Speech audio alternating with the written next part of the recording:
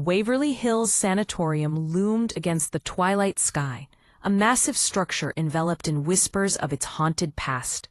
Originally erected in the early 20th century, it was once a state-of-the-art hospital, a beacon of hope for tuberculosis patients battling the so-called White Plague. But as the years rolled on and the disease ravaged the community, the hospital's noble intentions succumbed to despair, transforming its halls into a grim testament to suffering. Among its most notorious features was the Body Chute, a long, dark tunnel carved from concrete, snaking down the hill like a serpent. This grim passageway had been designed to discreetly transport supplies up, while hurriedly shuttling the deceased away from the prying eyes of hopeful patients, preserving their dwindling spirits. It was said that over 6,000 souls had breathed their last within those sterile walls, leaving behind echoes of their anguish. Decades later, the allure of the paranormal drew a new set of explorers to Waverly Hills. Among them were three companions. Ben, a skeptic with a flair for technology; Maria, the sensitive with a penchant for history; and Leo, the ever-curious cameraman. Their mission? To spend a night in the most notorious area of the sanatorium, the fourth-floor surgical ward and the infamous Body Chute, hoping to capture something otherworldly. As the heavy doors creaked shut behind them, palpable shift enveloped the air. The warmth of the evening was replaced by a bone-chilling cold, as if the building itself exhaled a sigh of despair. Their flashlight beams flickered, swallowed by the engulfing darkness, as they set up their equipment in a former patient room.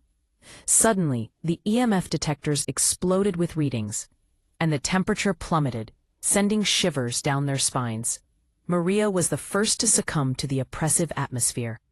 A sudden weight pressed down on her chest, forcing out a fit of coughs that echoed through the narrow space. "It's not me," she wheezed, her natural intuition awakening. "It's an echo, a memory of this place." Compelled by an invisible force, they ventured toward the Body Chute. The entrance gaped like the mouth of a beast, exhaling stale air that reeked of damp concrete and a sweetness that hinted at decay. Their footsteps echoed ominously as they descended the steep slope, but soon they realized they were not alone. A fourth set of footsteps mirrored Leo's movements, trailing just behind him. Ben, determined to maintain scientific credibility, positioned a motion-activated camera at the chute's entrance.